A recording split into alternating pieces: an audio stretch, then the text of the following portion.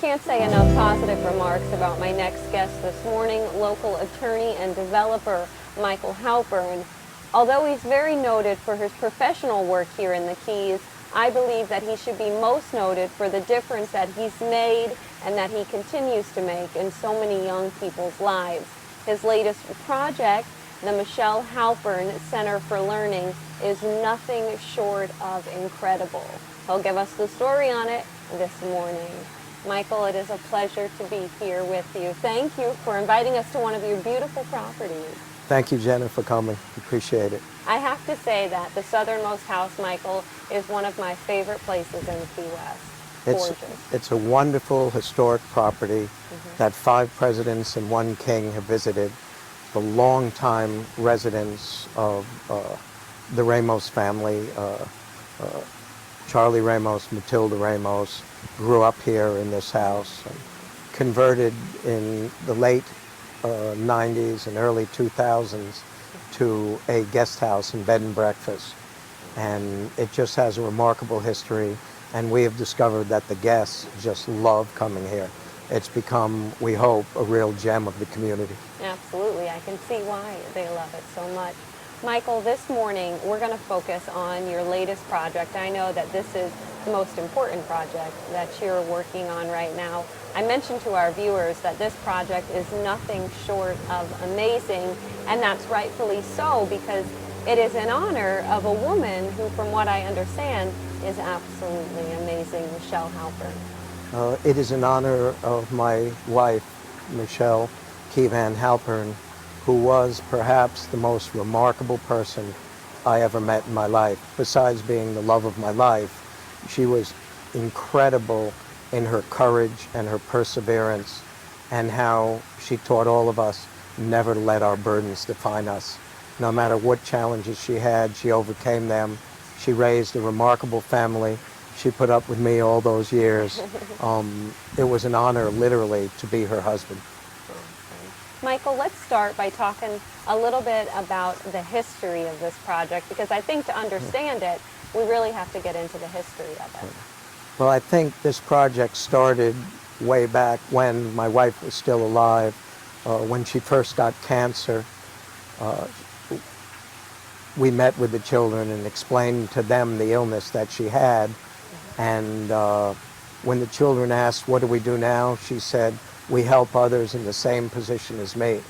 And at that time, the organization Kids Fighting Cancer was born. And we originally went out with UNICEF boxes to raise money for cancer victims. And eventually Kids Fighting Cancer established the Willy Wonka Chocolate Festival, which is now, 14 years later, the largest fundraiser for the Cancer Foundation of the Florida Keys. And that was our first real effort to do something strong for the community that would help families here that needed financial help. And after that, a little bit later on, we met Nick Wright and saw the remarkable work he did teaching at-risk students. And Michelle and I were able, with Nick Wright, to establish the Florida Keys Learning Center, of which Nick Wright is the director. And it has always been our goal to level the playing field and to give as many kids the ability to learn and to be tutored, regardless of whether they come from at-risk family situations, wealthy family situations, middle class. We want all kids to have equal opportunity. That ultimately gave rise, after my wife's death, to the Michelle Kevan Halpern Center for Learning, which will be located on Flagler Avenue next to the high school. And the purpose of the center is nothing less than to give every child an equal opportunity for an education. The old political expression, "No child left behind," has become basically an empty political slogan. We intend to do everything we can to make that a reality. And along with that, we've established the Michelle Halpern Scholarships. And if kids get through the high school who are from at-risk families and do not have the money for college, after they graduate, we hope to have scholarships waiting for them so that they can continue their education regardless of their family's financial condition. We currently have 25 Michelle Halpern Scholars around the United States. That's amazing.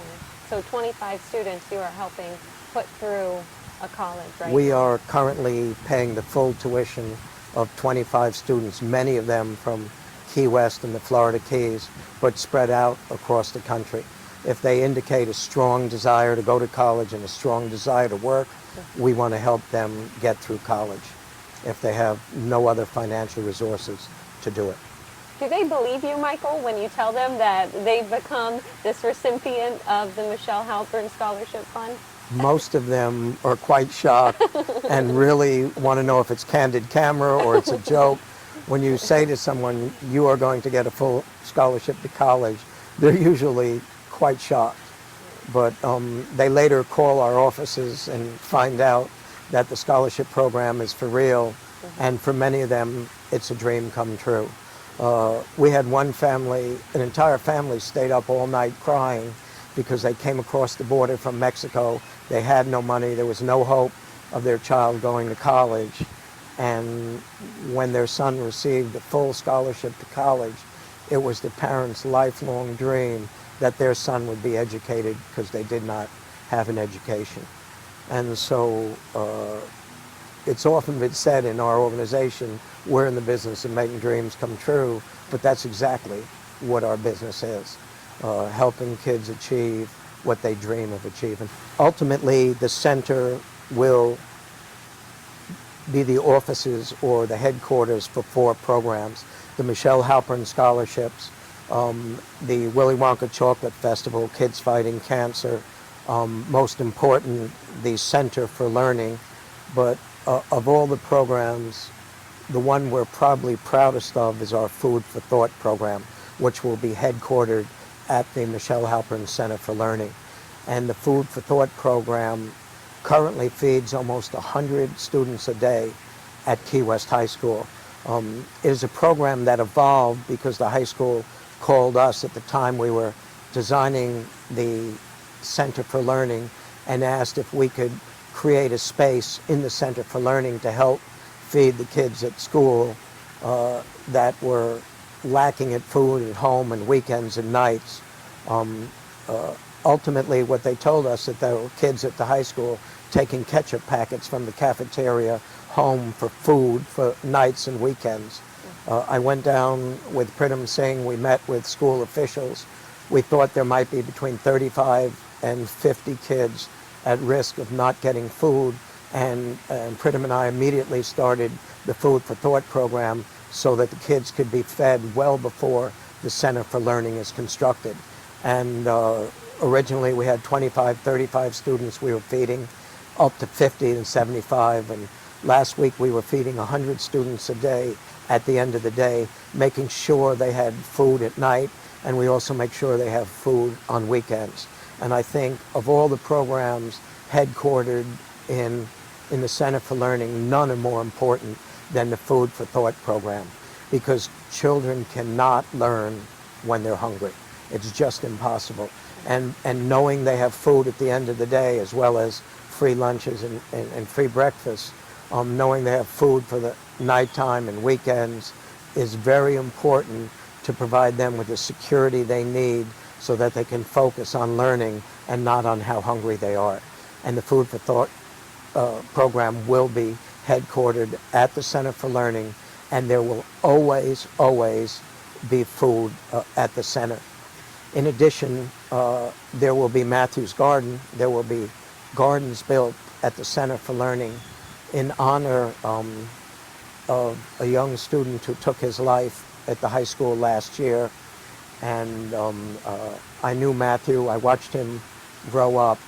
Wonderful young man. And unfortunately, he did not see his own value, and we did not see his pain, and he took his own life. And we want to provide gardens in his honor where kids who are being bullied or just need a quiet space can come and know they'll always be safe, and there'll always be a quiet, beautiful place where they are protected and valued and honored. And at Michelle's Center, Matthews Garden will always be open to students who need a quiet space and a protected space. So amazing. And Michael, it seems like the community has also really supported this Center for Learning that you're creating on Flag Lake. This is very, very typical of the Key West and Florida Keys community. When I announced my intention to build a center, there was no limit to the number of telephone calls, emails, text messages I got saying we're in Pridham and Liz, we want to do work on the landscaping, the design. Tom Pope wanted to design the building. Sam and George from the Trophea Butterfly Foundation, we want to provide the trees. Billy Eller will provide the electric. There was no shortage of number of people. Of course, my personal hero, Frank Topino, was the first to say we want to help with the concrete and the construction. Waste Management came in and said we'll haul away the demolition. So many wonderful people in the community came forward and said you're not going to walk this journey by yourself. We're going to be walking with you. And absolutely remarkable the response this project has drawn. And when will the center open the doors? Well, we're hoping to we have a hearing before the City Commission in January. We hope to get the plans filed in February and March, and hopefully within about a year after that, we hope to have the building completed, mostly with volunteer electricians and plumbers and contractors. It's basically a community effort. How amazing, Michael. I think what you're doing is it's remarkable, it's incredible. And what would you say that Michelle would say right now if she could see this all Michelle getting started? would hate the publicity, hate the recognition. I often say about Michelle that there is no woman who wanted to be honored less who deserved to be honored more. That's my description of the love of my life, Michelle. She set an example for everyone who met her, said she was remarkable, but she never wanted any recognition. She never wanted any honor. She was a very quiet, very private person who raised the family, fighting great illness her whole life long, developed Sharkey, a beautiful project.